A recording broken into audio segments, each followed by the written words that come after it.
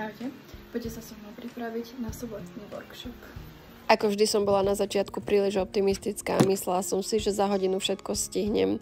A samozrejme, že aj po 10 rokoch šitia odhadujem tento čas až príliš optimisticky. Samozrejme, že som to nestihla.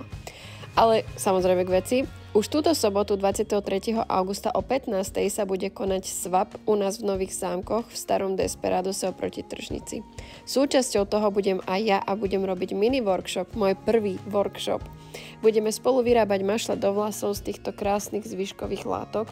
Ak by ste sa chceli pridať, workshop bude začínať o 15:30 a bude trvať cca 1 hodinu.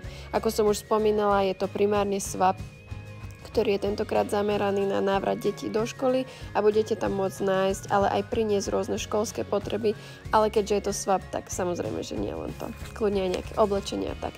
Určite sa v sobotu zastavte, bude dobrá hudba, malé občerstvenie a môj prvý workshop. Nafotila som ešte nejaké hotové kúsky. No a keďže som toho viac nestihla, musím to ešte zažehliť a všetko pripraviť, tak si to beriem so sebou, počas týždňa to musím stihnúť a tuto ja dnes skončím, takže ahojte, vidíme sa v sobotu.